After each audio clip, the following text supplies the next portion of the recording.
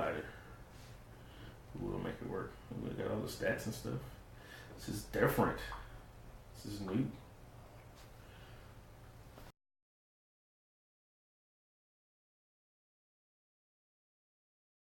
Okay. I don't like this. I'm gonna leave the master plan in your hand because it's gonna be a little different. A little different. Why not? Oh, yeah. I was looking at oh, not at all.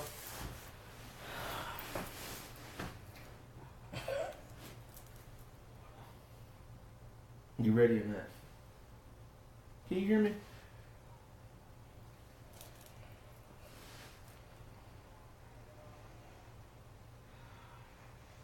You can hear me. That's all that matters. Okay. Let's proceed. Or we're just gonna do that all day. You do know we're live, right? Yeah, I do.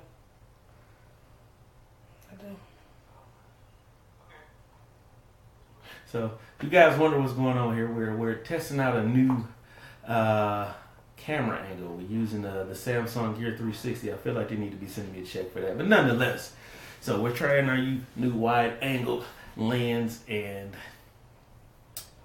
yeah, we're going to see how this works. A little different. So we're going to see how the audio works. We're going to see how the video works. We're going to see how everything goes. And we're going to get into the show as we always do. It's going to be kind of weird. It's like this, the camera angle and everything is going to be different. But don't like it. Yeah, we know you don't like it. It's not a lot you don't like. So this is how you learn your...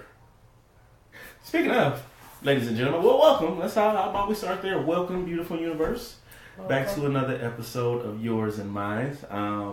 Some good news. I feel like I need to announce. I think I got a little more shares in the stock of Yours and Mine. So now it's like 75% her. No, it's like 85% hers, 15% mine. So I'm moving on up in the world. That's the good news. That is the good news, right? No, maybe. No, you wasn't at that board meeting. No. Oh, so can't have a board meeting about Yours and Mine without the queen of Yours and Mine there. So we have queens at board meetings. That's a position you can have. Yeah. Okay. Well, anywho, nonetheless. So welcome back. So this episode, if you haven't read the title, which I hope that you did, because reading is fundamental. It still is. We're talking about knowing your spouse's love languages. I was thinking about this morning, actually, and It wasn't. This is this part. This is why you got to know my love language. My love language is listening while I'm speaking. I don't care what the book says. Mine is listen. So, anywho, I was thinking about this earlier after my wife sent me the topic for today. I'm always abstracting the way I think. And of course, she's going to go over the 5 love languages that we normally talk about. And of course, we're going to talk about it and chime in. And we're going to... I'm sorry? I am. Yeah, man, we're going to both talk about it, but I'm pretty sure you're going to do the traditional thing is what I'm saying. I hope not, because... Go ahead. Oh, Jesus Christ. One of the love languages is not cutting your spouse off. I can tell you that. But I want to deal with it more so. I'm always practical, so we'll go over the love languages and things like that, like acts of service is one of them.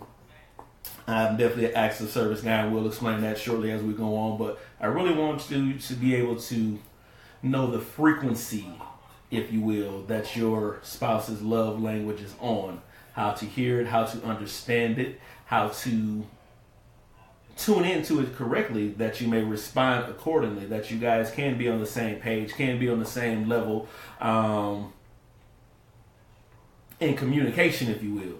So that's going to be my angle. That's going to be my spin for the day, if you will. So with that being said, I see you're inviting people. Make sure you guys share this too, by the way. Don't let us do all the work. She's over there face deep in her phone as usual, doing all the sharing and liking and things like that. So make sure you guys participate and help us out. Spread the word. Spread the word about the show. Spread the word about the topic. And feel free to communicate, chime in, tune in with your thoughts, your opinions, and what you guys think. If you have some suggestions, if you have some questions, if you agree, I don't even have to tell you if you don't agree. I'm sure I'll hear from you guys if you don't agree. But definitely if you guys have any opinions or thoughts, make sure you guys send them, and we'll be happy to address them. We'll be happy to talk about them. But without further ado, Love languages. So let's start here before we get into the facts. So I feel like we can always throw around facts and trivia, which if you've ever been to any kind of relationship seminar, marriage seminar, anything like that, one of the things, it's not a pet peeve of mine, but like one of the things that's like kind of like blah, is you get to these functions and you get to these settings and you know they have a topic or they have a focus point or a theme or something like that. We may have a open discussion. We may talk about things and everybody has the right answer because they treat it like it's trivia, but we don't really deal with things with the level of understanding that is necessary for something to really be vetted properly and, for that matter, for it to be executed in your own personal lives. If you've ever been to any kind of relationship seminar or anything like that, and you ask, what's one of the biggest things that you have that lacks in a relationship? Or what's one of the most important things in a relationship? Communication. Everybody's going to say communication.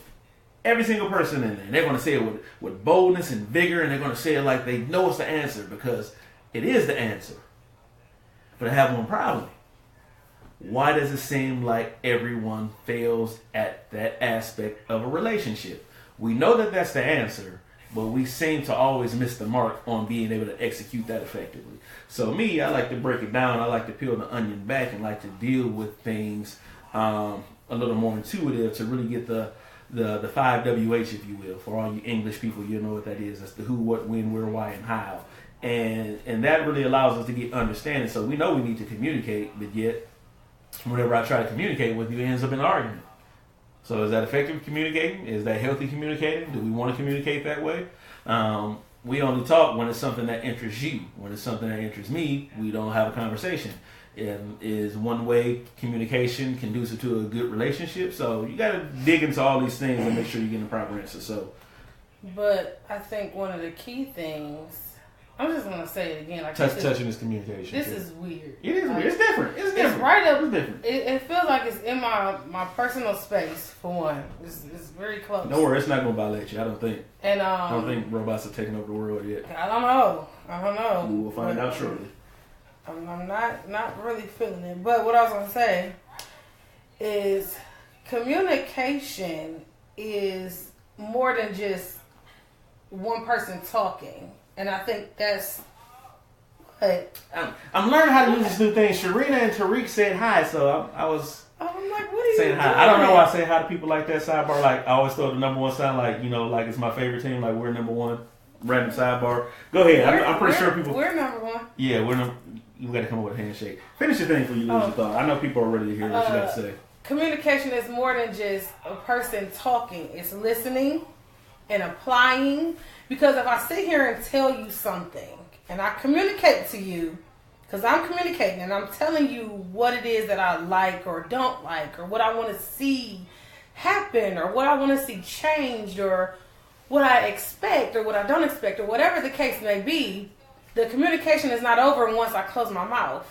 Now I expect communication to be in place of him listening to what I said and then trying to apply what I said to make it work. Is communication touching too?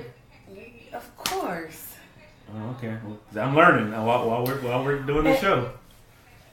And you're making me lose my thought. And then so communicating and being able to gather thoughts together and figure things out together is communicating. Mm-hmm. And yes, touching is communicating. Body language is communicating. So there's a lot. I even think sex is communicating. Sex is definitely communicating. For sure. It's interesting sidebar since you went there. No, take it back. Pull it back. Why won't you pull it back? This is an adult show. That's why we come on so late. And we're talking to married folks, so we can talk about celebrating sexual relationships because we don't want to have the license and the covenant to do it. Go ahead. Nonetheless, speaking of communication in that aspect, and we'll deal with that on another show. But if you learn how to communicate with a person emotionally, spiritually, physically, I'm gonna go ahead and be bold and say, be bold. Yeah, you really can't miss the mark on a good sexual experience if you learn how to communicate with the person on that level. So yeah, communication is important in every aspect of everything you do. But back to sidebarring with the more just everyday relationship type stuff. So let me ask you a question since we're here. Okay. Listening. Would you say that listening is more important than the actual speaking portion of communication?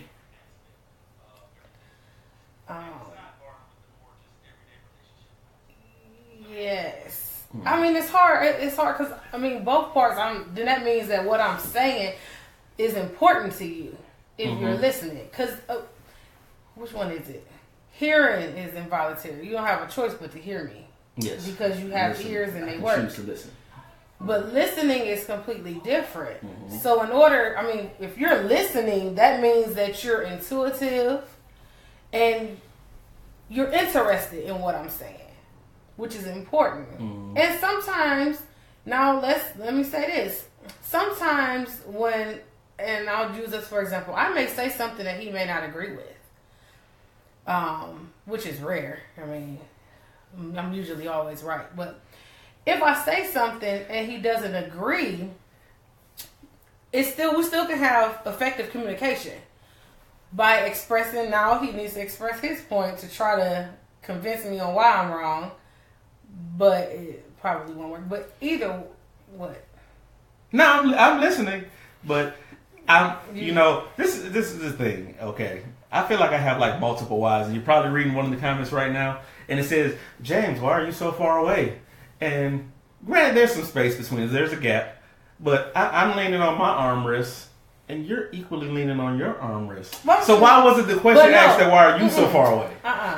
But listen. But there's a difference, though. Okay. Because you are leaning away from me. Okay? You're kind of pushing me, by the way. Let's just make it clear. I'm turned facing you, engaging in conversation. It's like not really a 30-degree angle, not really but angled. It's not a full 90. I'm not perpendicular. You're not really angled. Okay. You literally have to turn your head in order to. Someone's allowed you to have more space, to. What I will say, I mean, you want to make me comfortable. I need a cover because I'm chilly. Not about to have a cover on live. Why not? Live broadcast. Why not? We in our. I mean, we celebrate our normal, but let's have a little professionalism too.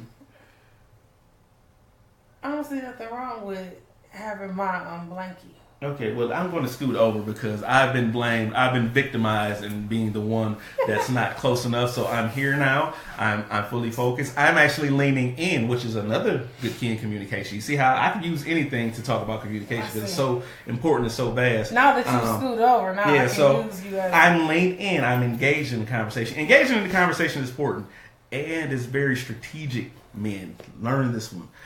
Because can I be honest, that's what we do on these shows. We're honest and stuff like that. Sometimes a conversation. This is important. I want to say this correctly, but I want to say it honestly. I want to say it honestly. Every now and then, the conversation may not interest you, and this is the part where you have to be selfless and sacrifice. But you also have to be mindful of how to not belittle the person's need to communicate whatever they're communicating and be effective at engaging in the conversation even though it may not pique your interest. My wife is good for this is not the point, but you're good at this. You're good for, and I do appreciate it. I do appreciate it, but it's still like, hey, when you call me, I'm expecting you to have something to say. I mean, I know you love to hear, my masculine breathing and everything. You just want to be so involved in my space, But, a lot of times you have that or you just have, or this is a good one. And it goes either way, man or woman, man to woman, woman to man. You may come home and you want to vent about something. Mm-hmm. And whether it be, I've had an interesting day at work or I'm just not in the mood to talk. Maybe it's my time. Men need at least 30 minutes to an hour just to shut the brain off and reboot and reset. You might be in my time of, I just don't want to talk about nothing right now. But you are in full throttle mode to talk about whatever you need to talk about. So I can sense that it's important. Mm-hmm. So I'll sacrifice my time and listen, even though I'm kind of like over here, or even better, the game's on. And you see the games on. Big old 65-inch TV right there. LeBron might as well be in the house. You see that I'm watching the game, but you need to talk right now. But I'm trying to see, because there's 2 minutes left in the game. I want to make sure they bring this home, and they need my energy in order to bring this home. But wife wants to talk. So you have to be strategic in turning, engaging, and learning how to interject at specific points in order to let them know that you are paying them attention, even though I can risk them losing this game because they don't have my undivided attention right now. I'm sure they won't lose or win just because your eyes tested are not it. It's true. It's scientific. Well, you must never watch the Browns then, huh? I don't. I haven't watched a football game all year. And I apologize, Browns, because I had a lot to do with y'all being winless this year. I'll do better next season. Okay. We have quite a bit of comments. Okay, well, let's see what's happening. Doing a lot of chit-chatting. Okay, so... Tasha. Someone... Go ahead. I'm listening. Thank you. It's communication. Someone once told me, we don't listen to understand. Mm-hmm. We listen to reply. Which is true. This is very true. It's true. Very true. That's absolutely true. And especially if it's a tough conversation and we already feel like we're on the defensive. Oh, it was something I was going to bring up in like Sunday school or something like that. Because I've been teaching a mini series on selfishness and how detrimental it is, because we don't really realize how damaging selfishness is. And one of the tools to measure how much selfishness you have in you is that. Can you listen to somebody without responding? Can you literally let them complete their train of thought without reacting or responding to it? And if you be honest with yourself, if you really think about a lot of the conversations that you've been in, 9 times out of 10, the answer will be no. Especially if you assume that they're saying something that you don't agree with. First of all, your body language is going to change. That's instantly going to change. Your posture is going to change, which is also automatically going to put them on the defensive because they seem to change. Your ears are going to close up. You haven't heard anything else after that point that they said that, whatever the case may be. Maybe you heard them say something about your mama and you protected about your mama's voice, something like that. You haven't heard anything else, not understanding what they're saying, why they're saying it, what the purpose is. Now all you're doing is waiting for a chance to react and respond. And if they take more than 5 seconds to give you an opening to respond, you're just going to interject anyway. So now it causes a breach in the communication, and neither one of us are talking to actually help the person understand. I just want to get my point across. Right. I mean, how many times have you been in a conversation where we're literally talking over each other, and I hear you talking, and I could stop and let you finish, and you hear me talking, and you could stop and let me finish, but no, we're just going to talk over each other until somebody gets tired and the other one wins just off attrition. And it's disrespectful. Yeah, it's that too. It's definitely disrespectful. It's disrespectful. So you have to learn how to, and try it. For those who are tuning in right now, and those who will tune in later, when you get in a conversation, and specifically talking about the difficult ones, the heated ones, if you want to call it that, the adverse ones, try it if you can to see if you can let that person, while they're speaking, even if you disagree, finish their train of thought. See if you can pull it off. And you'll be surprised if you do accomplish it and pull it off, that by the time they finish their statement, whatever response you had in place is not even needed for that occasion. It's moot. You don't even need to respond that way, because either one, you got understanding of where they're going, what they're trying to express, or whatever gripe or a situation you had has been answered in what they were trying to say because you let them finish their train of thought. More often than not, we end up in a failed communication or a lack of communication because we don't allow the person to fully express themselves. And a quick sidebar, I mean, it fits into this, but it's kind of a sidebar. Quick aside, I was just talking to my daughter earlier. That's so funny. About some things that, about her in school and some things that's going on with her. And I sat there and let her talk to the point where she really expressed things in her manner of how she sees things, how she feels, and how she understands it. And one, it was very entertaining because it was completely in left field. And two, we were able to have a conversation with me being in my 30s and my daughter being 6 years old, where we can have an understanding. I understand where you are and where you feel. She was able to paint a picture in such a way where I can understand her emotions, how she feels, where she's coming from, why this is this, why that is that, because she was able to paint the picture in such a way where I can understand it and we can communicate, even though there's an age difference, there's a generation difference. I'm the parent, that's the child. We were able to communicate in such a way where now we both have understanding and we can be on the same page, the same frequency as far as direction goes, as far as what we're trying to accomplish. And it's the same thing when you're dealing with your spouse, for that matter. more often than not, you're within the same age bracket. Usually, I mean, there's some varying circumstances. But even with that being said, you come from different backgrounds. You come from different households. You come from different upbringings, different philosophies, different point of views. One might feel this way about discipline. One might feel that way about discipline. One might feel this way about finances, relationship, whatever the case may be. You're going to have varying different point of views because even though you're coming together as one of your union, you are two different people, and it literally is a melding or a melting together, which takes time. You know what I'm saying? I always joke. I use this as a point, and I use it as a point of reference, but I joke when I say it. Me and my wife are from the same city, same school system, grew up in similar proximity. Eventually, how we met, she moved on my grandmother's street, which I was essentially raised on. And with all that being said, we've had the same experiences because of the environment we've been in. We know the same people, so on and so forth. All that being said, our lifestyles are very different. You know, we have a lot of things that parallel because, like I said, the proximity and everything was so close. But the way she was raised versus the way I was raised is totally different. So we're bringing different things to the table, personalities. So we didn't bring in different attributes, different skill sets. Where I may be weak, she may be strong, vice versa. We have to learn how to make that work. What triggers me the wrong way might be the tools that works for her to get her way. But in trying to get me to do what you want me to do, if you don't approach it right, you might run into a wall. And vice versa. I might try to say, I might be the go-getter type mindset and say, hey, let's just get up and go get it. Where your partner might be the one that needs the more encouragement, the more pep talk, that need build up. Mm-hmm. So me being a go-getter, and I know that works for me, won't work in trying to say, come on, we just gonna do it because I know you can do it. I know you have it in you. It's about how to get them respond effectively.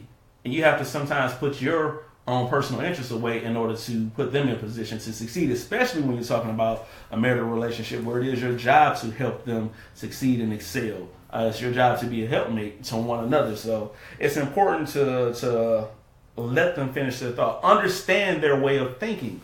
Let them paint that picture for you, and a lot of times you'll be able to see the picture a lot more correctly than if you try to pick up your paintbrush and paint it how you see fit. Like that analogy, I think that's pretty dope. It's pretty dope. I think that's some paint up here. You talk about paintbrushes. No, I don't need no paint. We just need some pictures. You said paint a picture. That's what I'm talking about. Okay, so what you get? Comment wise, so quite a few things. Divine Counsel. Shout out to Sasha McCrory. All the way in Chi-Town. All the way in Chi-Town. She said they do have replay, James, which I'm pretty sure is going to talk about the game. No, you can't replay the win. Like, the win already happened. Hey, it is what it is. Pastor Sharina says, I love to sit on the phone with the hub. Yeah. That's definitely a thing that the wives like to do. Yes, we all like to do it. Siasha says some people can't take constructive criticism. Most people can't. Which is true. That's when you have to be strategic, though, in how you present the constructive criticism. Sometimes you can't just come straight out and say it. You have to learn your spouse or your significant other. Like, you have to learn them, and that's part of, learning how to communicate. Everything is not just cut dry. It's not true. That simple. Sometimes you feel like I could just say what I want to say, and I know I am that way, and I know a lot of women and men too are that way. I just have to say what I have to say, and sometimes in that, communication is learning how to communicate. That goes both ways. How to articulate what you're trying to say, because you can't come. You have to learn your spouse. You can't come straight forward in some things. Because it could be hurtful, it could be detrimental, it could be tearing them down, it could be destroying them. And some people just aren't prepared for that constructive criticism. So you have to work your way. It's baby step. And this is why relationships, people say they're hard. And it's the work that has to be put in. I mean, you feel like let me just say it. But it's not, it's just always not that simple. Key word is constructive. How can you construct a situation where you are able to achieve the result, whatever it is that you're looking to achieve? It makes no sense, or it's not helpful, if you will, if if I'm going to say this, if I keep it real, like we like to say, and my partner is more passive, if I say it this way, they're going to shut down. It's not wise to go into it that way, even though what you may be attempting to talk about may be necessary and may be beneficial for them to hear. But if I go into it in such a way where it's going to cause them to fold up, it's no good to the goal that you're trying to accomplish. Or on the other end, if I go about it the wrong way, they're going to blow up. What good was it taking that approach if it's not going to allow them to open up and receive what you have? So if I'm going to you, I'm talking about why is our account always in the negative? And you have the right to say that. It's understandable. This is a situation we need to fix. But if I go to you like that, like, I'm getting sick and tired of you putting our account in the negative. You spending all the money, but you ain't helping bring that in. Do you think that person is going to receive? Right, I'm going to say the other person going to come to defense mode, and now there's an argument where it could have been handled a little bit different. Even if that person is wrong. And they might very well be wrong, but you have to find a way to go about it. And communication involves body language, tone of voice. I learned this word the other day. Very day. Important. It's actually dope. Tonal perception. Learned this. It's a tool that's used in music, particularly like rap and things like that. How you inflect a word causes it to connect with your audience in a totally different way, and it causes certain words to stand out depending on how you deliver it.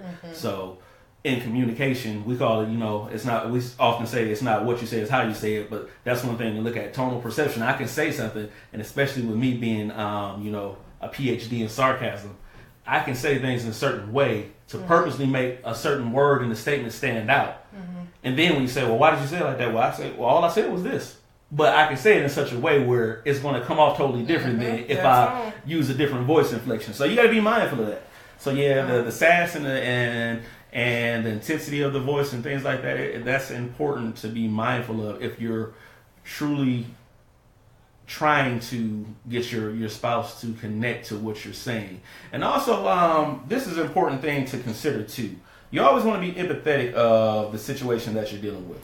So it's good to put yourself in the person's shoes that you're trying to address. So if you call yourself giving constructive criticism, how would you receive that if you were on the other end of it? If somebody came to you with that same situation and take your perfect mindset out of it. So let's go back to the finances and ask yourself that question. How would you perceive it if somebody came up to you? Well, I wouldn't mess up the finances. Okay, well, let's say you did. Whatever happened. I accidentally overspent. I accidentally double clicked on an order and it overdrew our account. Stuff like that. That happened to one guy at my job. His son. Yeah, that's where it came from. He ordered 9 pair of Jordans. It's crazy, but so stuff like that happens. It happens. So, how would you feel if you were approached the same way that you're about to approach your spouse in that situation? And be mindful of that when you deliver it to them. Be mindful and be sensitive that you have to have timing as well in communication. And timing, it's very important. Timing, especially when you're dealing with God's time, it can very well be 8 tomorrow years. Or there you go. It can be 8 years. So you have to be mindful. Just because it's something that may need to be addressed, it might not need to be addressed right now. You have to be aware of the climate that you're in, the circumstances, situations, surroundings, who's around, what kind of mood they're in. That's very important too.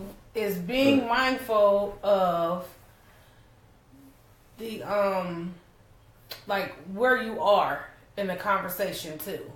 You never want to be out, in public or, around people and make your spouse feel belittled or disrespected. Some conversations are for the privacy of your home or your bedroom, even after the kids have been put to sleep, all of that. You have to be mindful of that. You don't want, I would never say something to him in front of family, my family or friends that will make him feel, as we say, feel some type of way. Some conversations are for the home, for your bedroom. And I say your bedroom because that's more of your intimate place. You're in your bedroom, door closed, kids are asleep, and you have that pillow talk. And then you can say, hey, earlier he may have really upset me. He may have did something that I didn't like. But at that moment I was upset. So you have to be mindful that maybe I shouldn't say nothing right now because of how it's going to come out. And I have to be, you have to think about that. So you can always go back to it. You can always go back to it and talk about it. And because you've had time to calm down, or he's had time to calm down, or you had time to process or think about it, see it from another angle, then you can go and communicate, and have that conversation. Indeed. And be patient with your conversation. Don't rush to it. You may have a thought that you want to deal with. You may have something that you want to say. And to that point, it may be whether you're angry, whether you just have, the term we like to use for lack of better words, or, maybe you haven't found out strategically how to say it. And when you're saying something in your head, especially, now sometimes you say it and when it comes out, it's like, ooh, that wasn't right. That comes with experience. But, especially in those cases where in your head that it doesn't sound right. It don't sound right when it come out. It's going to sound even worse when it comes out. I'm going to say it probably sound worse. Because in your head, you're saying it, but when it comes out, so you have to be mindful of that. I want to get to some of these comments because it kind of went back. Sasha said that I think James Collins is counselor / psychotherapist. Deja said so true. Tasha says I can't do it.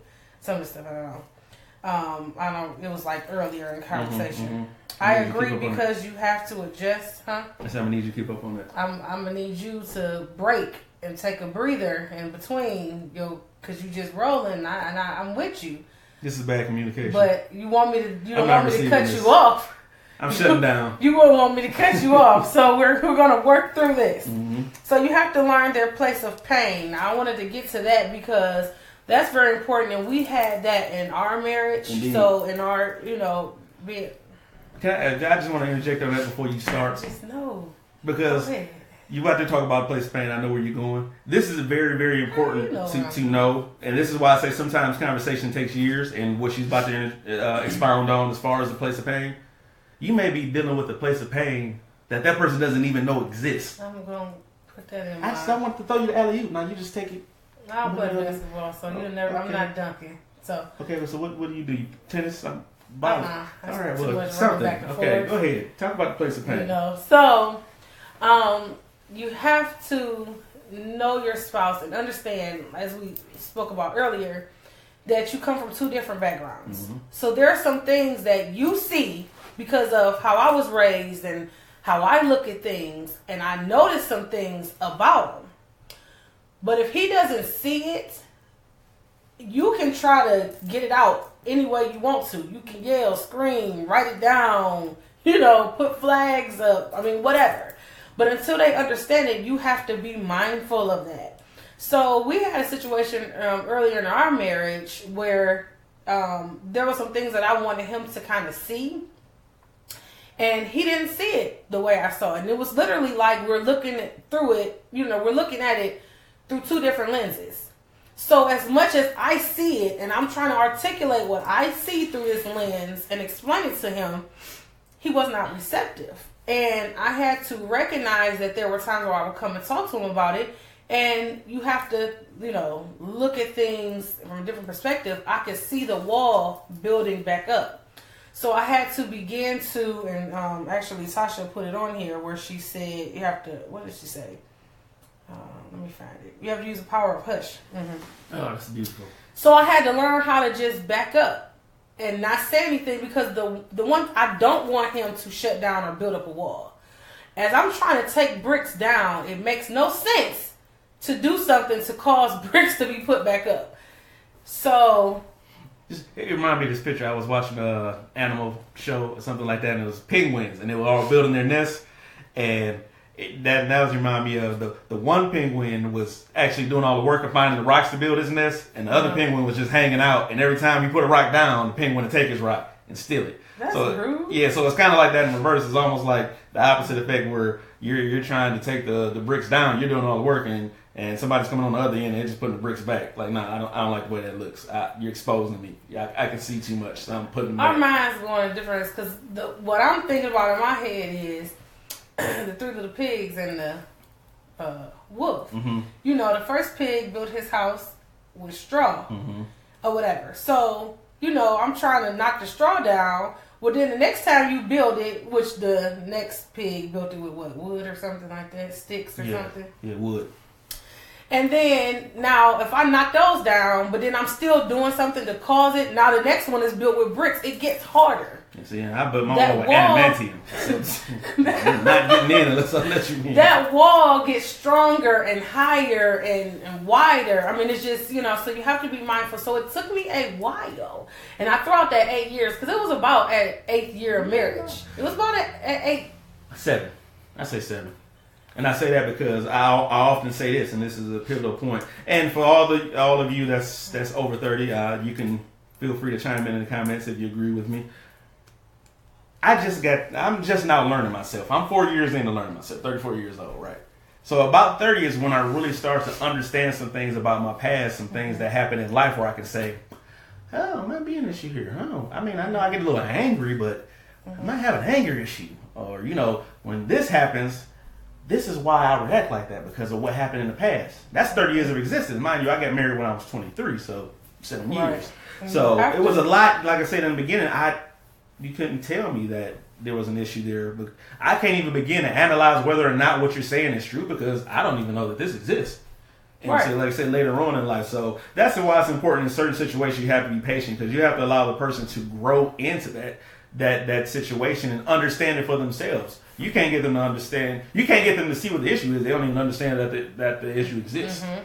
And then you don't want it to be because when you're trying to explain something to them, you're explaining something to them that's, kind of negative. This is something that you do that I don't like. That person, may not be receptive on that first moment you try to, basically expose something that, like you said, they've had or harbored and has grown for however many years. So when you are coming into marriage and coming to be with another person, you have to be mindful that it's not going to happen overnight, and you are two different people. As much as two become one, that become is a process for you to become one. But you're still dealing with two people, two backgrounds, two attitudes, two everything, and you're trying to mesh them together that they work together and fit. Mm-hmm. Okay, so you have to be mindful of that. So like it took he say 7, 8, but I want you to understand the amount of time. Now in that process, I never stopped loving them. I mean, it was just, that was something that I wanted to eventually get out. That's where prayer comes in. I had to go seek God. Okay, Lord, I need you to help me in how to get this out. Soften his heart. Show him what I want to, show him, because I had to go to God, give it to God. This is what I want him to see. This is what, am I wrong? Because sometimes we have to reflect on us, because everything that he does that I don't like don't mean it is wrong. It just means that I don't like it. I may need to look in the mirror and say, hey, Sierra, change this about you.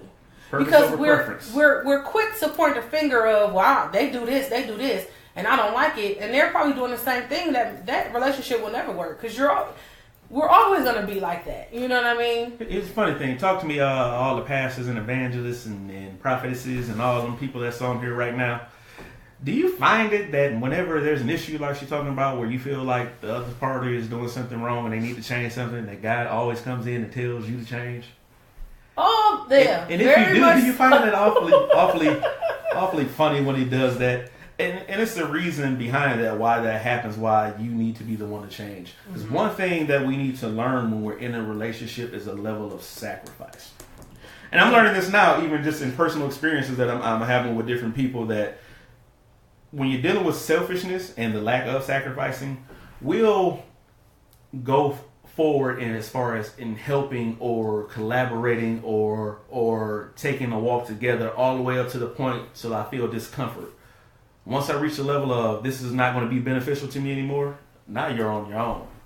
And that's a lot of what God is trying to train you to do. Are you willing to endure with him? The same way that he endured with us. The same way that he endured for us. Especially in the role of a man, when you see that your wife is going through, am I able and willing to be able to shield her? This is a level of communication. Men have a tendency to see the goal, and we're going to run at it all costs. Women have a tendency to see all the obstacles that are in place.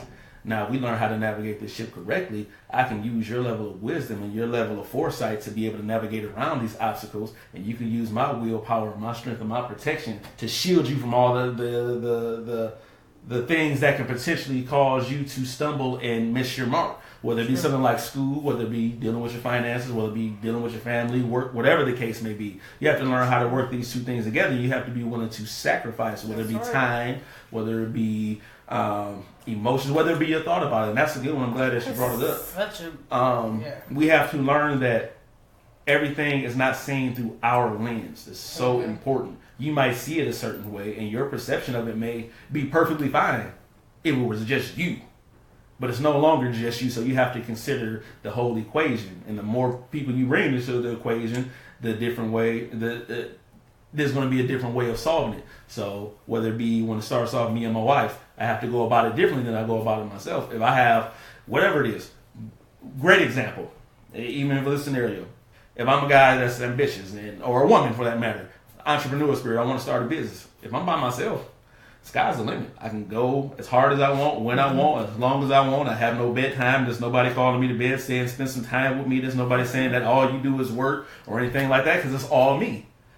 When you have a partner, when you're with your spouse, it's totally different. And even with me, as much as I want to go 24/7 until I reach my goals, I know I have a wife that needs me. And it's not a case of, no, baby, I'm doing this for us. I gotta sacrifice so we can get to where we want to go. But I can potentially sacrifice and go hard in the paint to try to get this business up and running and sacrifice my marriage. Which one is more important to you?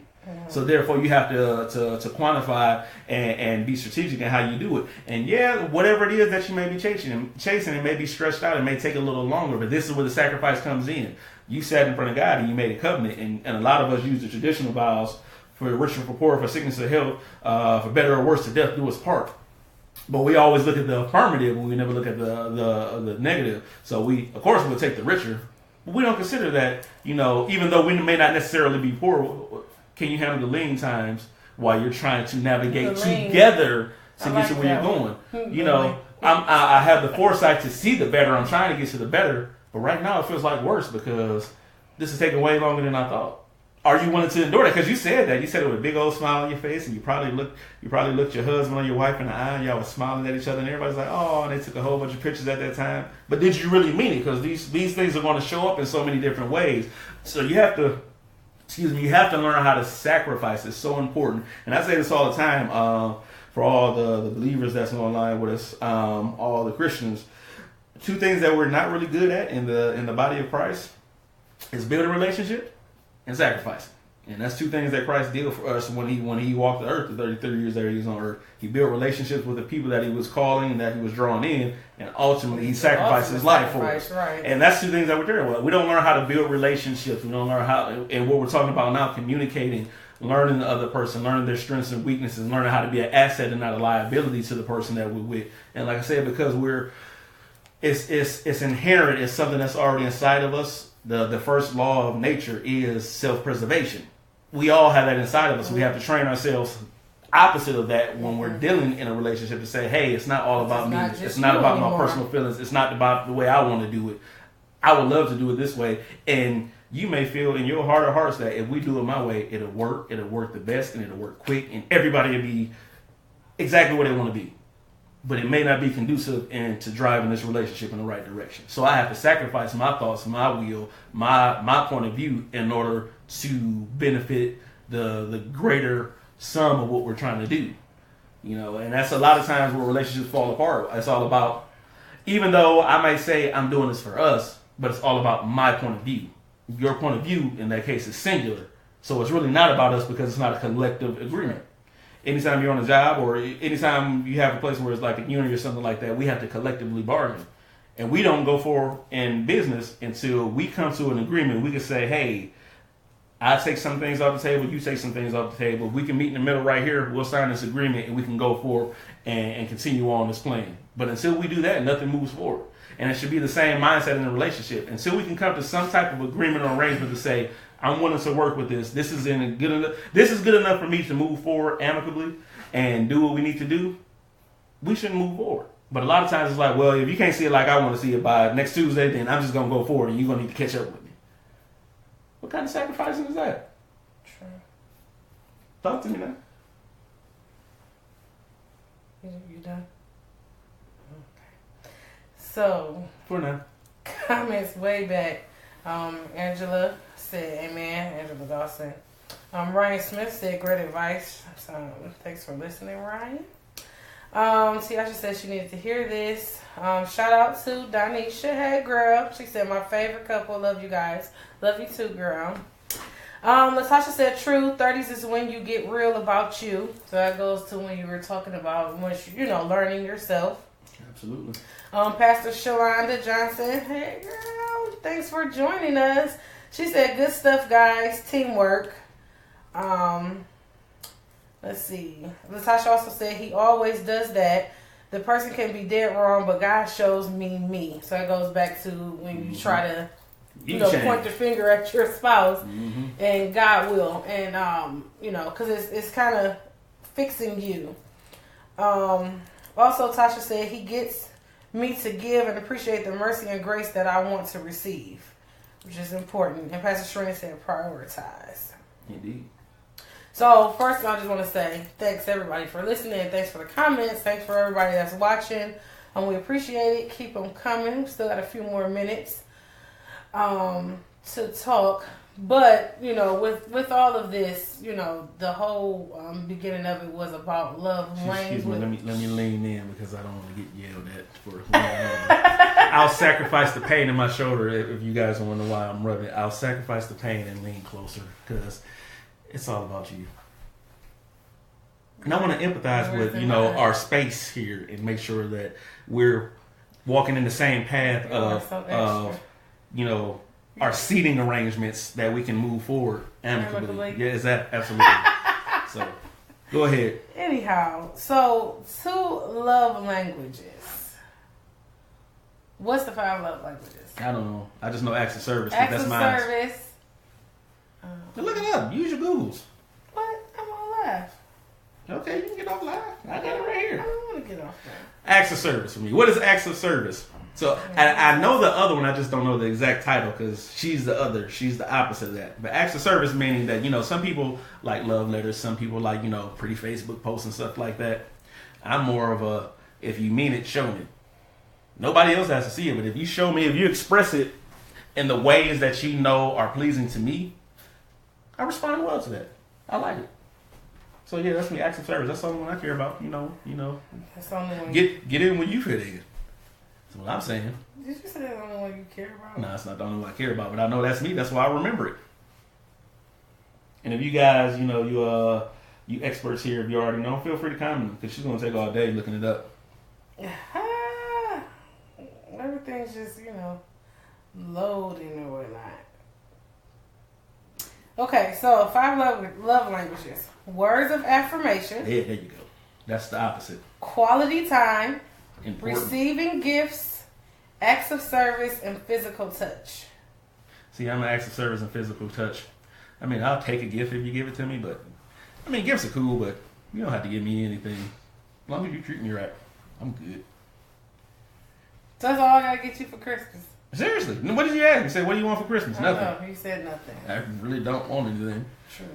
I ain't words of affirmation. I like to hear you say, I love you, or you look beautiful, or I like that dress, or you. Go ahead. That's a perfect one talking about, preference and selflessness. A lot of men, and I hear it all the time in conversations. It's funny because being on that level of understanding now, it's like, the wife was like, you don't tell me you love me enough. It's like, I tell you I love you. And I know what the man is thinking because I'm thinking in my head, I told you I loved you 2 days ago. Right. But that's not enough. And to us, it feels like it's stupid for me to have to say, I love you 57 times. I show it because I'm an acts of service guy. Right. I show you how much I love you. You don't see how much hard I work for you, all the gifts you want, all this other stuff. But it's like, it's not for you, it's for them. But see, and that's why I wanted to hit on this topic. And that's why I worded it the way I did. How important is it of knowing your spouse's love language? Because for him, he is, like he said, he is acts of service. Show me, rub my back and physical touch, because they all go hand in hand. Because for him, showing him is, rubbing him on the back, I ain't gonna give away all his, what I do, but, rub his head or whatever the case may be, but it's showing him. So that's for him, so if he comes by and rub my back or, slap me on the butt or something. You know. Yes. I'm not gonna say the other one. Act of service. I'm not gonna say the other one. Use your imagination. But he likes to get handfuls of other body parts. But that to me is not saying you love me. You know what I mean? Like, I love it. I mean, obviously, I get it, but I want to hear it. You know, I want to hear 50 times a day. Yeah, 51. And it doesn't matter how dumb it feels to you. That's what they need. It doesn't. That's what I She needs the Facebook post, and I don't like to post stuff personal on Facebook, but she needs a random, greeting card just for no reason, and preferably a Hallmark card that costs about $4.50, which I think is way overpriced for a piece of paper with words on it, but she needs it. So it's my job to accommodate, because it's not about your own personal preference. It's about being willing to sacrifice and understand and empathize from the other person's point of view. True. Correct? I know. True. So, Latasha McCrory says QT, so quality time. It's very important. Very important. So real quick, as we go ahead. You first. No, go ahead. I was gonna say, before we close out, explain some ways of spending quality time, because I think that's important. Because I feel like a lot of people feel. Matter of fact, you were one of them. It's not about money. There we go. You knew where I was going. Mm-hmm. It's not about money, and I'll be honest. My husband had to teach me that. He did. He had to teach me that, because your girl was all about some dollars. Spend some quality time. I mean, we going somewhere. You're spending money. We're going to eat, or going to the movies, or going to a show, or we're doing something that involved cash, dollars. Okay, cash, dollars. Dollar bills. And I remember one of the best times that we spent together, and I mean, we spent a lot of time together, but we gotta do it again too. One of the best times, and it was one time, it was like our church anniversary or something. Church messed up the situation. It was a Saturday, and this was early in our marriage, so we were surviving. I'll put it like that. We were surviving. So we didn't have money to go out and do things. And, he always said, you don't need money to go out and spend time. I'm like, what you going to do without spending money? And we went and got a $1 sundae from McDonald's or something. We went to our park down the street from our apartment we were staying in at the time. Pulled out the blanket, laid the blanket down. We sat, we talked. Ate our little ice cream, watched the kids play in the park and everything, and we went to sleep. Knocked out. The white kids running around us and everything. I was comfortable. We were knocked out, and we heard all this commotion and, kids and all this stuff going on. So we wake up, now mind you, we out in Mayfield Heights in the park on the blanket. And people probably thought we was homeless. So I don't know. But we woke up, and like he said, the kids running around playing and looking, and it was man, but I really could have just stayed there, but literally looked at the time, and it was we had church, and I think church started at 6 o'clock. We was having an anniversary service, I'm sure. So it's we had to get up and go. But it really was a great time. And I mean, we could have went without the ice cream, it's not a big deal, but with that being said, we spent $2. I'm sure this is when McDonald's Sundays was actually $1. Period. They're not $1 anymore? I don't know. Speaking of, before I get into the point I was about to make, speaking of Sundays and growing, so yeah, in the first couple of years of our marriage, my wife's only child. And I was told about this only child syndrome. I knew it was a thing, but I didn't know it was a thing. So my wife had a tendency, when we had one car, we was rocking the one car ministry, and my wife will have to come pick me up. And it was on multiple occasions I would see an empty Sunday cup in the car. I said, hey, you went and got Sunday? Yeah. What mine's at? Oh, I thought I was going to be done before you got in the car. It's not important. It's not important right now. Yes, it's very important. That's your response, and said it that made sense. I thought I was going to be done before you get in the car. Anywho. Oh, yeah, that's where I was going to go. Oh, so, wait a minute. I need you back on. I don't know if she was on. I said, hey, girl, love you too, girl. Yeah, you old. You're getting old comments. No, I said, but I thought she maybe got off, because I didn't see, because I do like this, though. I can see who up here. Yeah, that's different. Facebook's Yeah. stealing everything. So I can see who up here, and I don't know if she was up here, so I just wanted to reiterate. I miss you, girl. But the point I was going to make is... I got other comments. Yeah, you're going to get to them as we close out. Let me make my point. Oh, make your point, baby. So, this is important to know, because of one of the comments you're going to get to. You have to learn to be creative in the dating process. I always use this theory when we're talking about dating. Average person gets married in their 20s, usually closer to the early 20s, so let's just round it down to 20. Now, the concept, if we're doing it the way God called us to do it, we're supposed to do it to death, do us part. Average person dies at 80. Average age of death is 80. So we're going to round it to a nice even 80. You know, it's probably like 83 and a half or something like that. But let's just make it cool 80. So 80 minus 20 is what? 40. Okay, good job. See why our kids are struggling? I see it. I understand better now. So think about that. If you are blessed to live a long, happy life, and if you're like most people are, and you got married relatively young, some of us didn't. We understand that. You're looking at about 60 years of being married to the same person. Now, this is what happens a lot of times when we deal with marriage in comparison to other things in life. Most things that we do in life have an expiration date, or they have an end result when we're shooting for particular goals. So we go to regular school, we go to grade school, and we know by the 12th grade, if we make it all the way through, we graduate, we accomplish that goal. Now, some of us are more sophisticated. We go on to college. After anywhere from 2, 4, 6, 8 to 12 years, depending on where you're going to school at, you obtain your degree. You finish your goal. Then you go on to a job, and you work that job for 20, 30, 35, 40, 45 years. Mm-hmm. And then once you get to your pinnacle, you retire. You've accomplished your goal. Now, one of the only things that we deal with on earth that doesn't follow that same process is marriage, because it's literally supposed to be to death do us part. Mm-hmm. So until one of us dies off, there is no ending to this process. It's ongoing. So you have to learn how to be creative and be innovative and do things that are fresh. And mind you, even if you did have bundles and bundles of money, 60 years of going to restaurants every Saturday night. Yeah, I'm about to say that is still good. It gets old. Yeah. It becomes predictable. And I know for me specifically, one of the worst things that can happen in any type of relationship, whether it be, marriage relationship, business relationship, any kind of relationship, is for it to become expected. Once I can figure out what's going on and become predictable, I am not interested anymore. So you have to be able to be on your toes, and having that mindset forces you to be creative in the things you do. Because one of the comments you're going to get to is like, I like to go on dates here and there. And usually that becomes a caveat, that becomes an issue because people feel like the finances are a problem. There's so many ways you can go on a date and spend minimal to not, if any money at all, and still have the best time of your life. It's just a matter of how to be creative. And then you can build up to, even if your situation calls for, maybe you can only get out 1 or 2 times a year. Maybe it's a babysitter issue, maybe it's financial issue. But now those things are that more monumental because we built up towards that. We didn't lose the spice of fire because there's so many other ways that we can literally spend quality time and enjoy ourselves. And on the back end, it amplifies when we do go out in the traditional setting. Because, even with that, it's nice to go out in the traditional setting. It's cool, but one thing you lose that's probably the best part of the quality time is the privacy. You got with everybody else.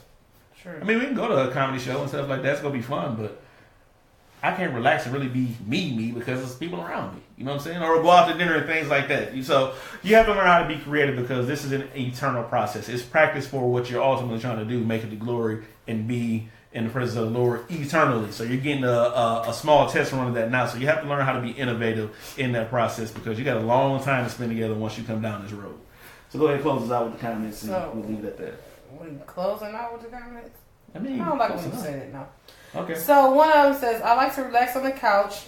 And Tiasha says, I like to relax on the couch and with TV with Tariq as long as he's in my presence and he is paying me some attention and not on his phone the whole time. Phones can be doozy. We're still working on that one in our marriage. We I guess we because I by default. You're right. Pastor Sharina says, I love that putting self aside for the other person. Very important. Tess says, but I would like to go on dates here and there, which is fine. We've done walks in the park and ice cream dates. Natasha says, not about the money. It's about the effort. Picnics, museum on a free day. Oof. And my favorite is when he cooks dinner. That's a good one. Yeah. You better learn what's going on free in your city. Actually, Cleveland has a lot of stuff that's going on. Like all the summer they had the Wait Over Wednesdays. Mm-hmm. We went down there just off a whim one day, going to take the kids to the museum, and it was going on, and we walked which over we there. paid for. And I told To you the we museum. It's not important. It wasn't a free day. Trina says, I love when a note is left on my desk. It's so thoughtful. Hey, Danisha girl. She said that. Hi. But those are important. Little love notes, little things here and there. Like I like, a little message throughout the day. Whether it be through Messenger or text or whatnot. I'm the dopest with the gifts, the little gift images. Oh, killing it. On Messenger and on Facebook. I ain't got to use a word to get my point across. Love it. But you saying that about the love notes and stuff just reminded me, and maybe we'll tackle this next week or sometime in the near future. Being vulnerable. This is a conversation I have so many times when we're talking about relationships and things like that. The lack of wanting to be vulnerable. For men, it's inherent, so I really don't even have that conversation directly with men, but I know it's there being one. But I have this conversation a lot with women about the non-willingness of wanting to be vulnerable. Mm-hmm. Like it's some type of detriment. So we're going to talk about that in one of these episodes. I think it's about getting hurt. I get it. We'll dive into being vulnerable. We're going to dig into that. But what I do want to say in closing is figure out your spouse's love language. I challenge you to figure out your spouse's love language. See if you know what's their love language. Whether it be one, the love language is supposed to be, 5 of them. What's the top 2 for them? Because I think in some aspect we all like all 5 in some form or fashion. But what's your spouse's top 2 love languages? And see if you really know what their love language is, and go and ask them and see and find out. It's very important to know. I really do, because you'll be surprised at, how much. You can really, get a lot done if you follow the love languages. Here's one, since this topic is about love languages and communication. I would even challenge you to do this. Make it a pie chart. See what the percentage is. That's a good conversation piece. Because if mine is 90% acts of service, we need to find out why. You might find out some interesting stuff about it. If it's split down the middle, then it's pretty self-explanatory. But I'm pretty sure if you do this exercise, which I encourage you to do, you'll find out that it's greatly slanted in one way as opposed to the other. So now you can have the conversation. You can start the conversation. Why is that? What is it about it? Me, as we close, more than anything, the physical touching for me is a calming mechanism. It's a lot that you deal with as a man, especially as a black man going through a day where you have to be on the defensive. You have to carry yourself a certain way in order to endure the day. The rubbing, the touching, it's a calming mechanism. Yes. It takes the edge off. That's good to know. Latasha McCurry says sexting. I agree, but you got to learn how these apps work nowadays, man. Because I promise you, speaking of Messenger, and we close out after this, I'll go. That's why I wish you stopped saying close out. We just close out when we close out. If I go and actually go into the Messenger and message somebody, and then you'll message me and it'll come up on my thing, so I'll be messaging you or whatever, and then I'll go back into the actual application, it'll show up with the last person that I actually opened the message for. And I'm thinking, because I've been talking to you through the little shortcut that I'm talking, and you end up sending it to the wrong person. So you gotta pay attention. I've done it before. I actually sent my cousin a message. Proof your sex. Proof sex. What you need to do before you get I actually have, and especially with what they call gifts on Facebook or whatever. Just type in what you want, like literally whatever you want, and it comes up, and I just be sending them stuff all day. It's dope. It's pretty You better read that name at the top, though, I'm just saying. Yeah, make sure you send it to the right person. But at the end of the day, you're married, so hey, if they get it, I have received a message that was like, oh, that was not for me. Yeah, I received you. He has received a message that definitely was not for him. But they were married, so I'm like, bravo, fist pump, sit the fist emoji. And but it's very important. But that's a part of communication. Because if I'm letting my husband know throughout the day, baby, I'm thinking about you. Now that is a part of kind of with me for words of affirmation. I'm on your mind, so you decided to shoot me a little message, be, a little intimate kiss, rubbing or touching, or maybe something a little bit, more provocative, whatever the case may be. I'm like, ooh, I can't wait to get home. Take notes, man. If you do this throughout the day, the foreplay when you actually get home is a lot shorter. You can get straight to the point a lot faster. Trying to help you out.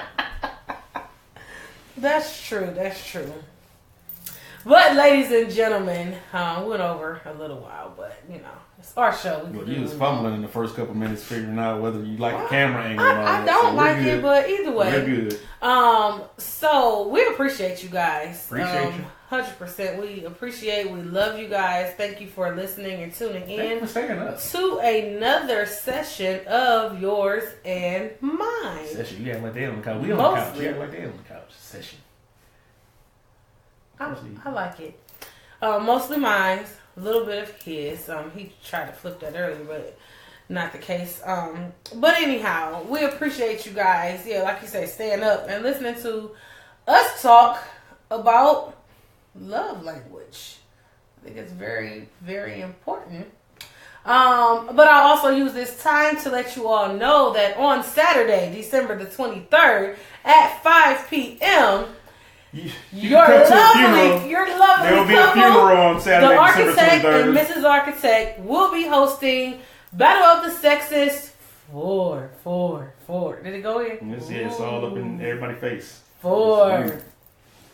All or nothing. We will be there, and we will be ready. So, ladies, ladies, come on out and join us. We will be at Fawaki Burst Juice Bar, right? Yes. It's at 4441 Mayfield Road in South Euclid, right on the corner of Mayfield and Green Road. It is a juice bar, smoothies, and that type of thing. Their smoothies are delicious.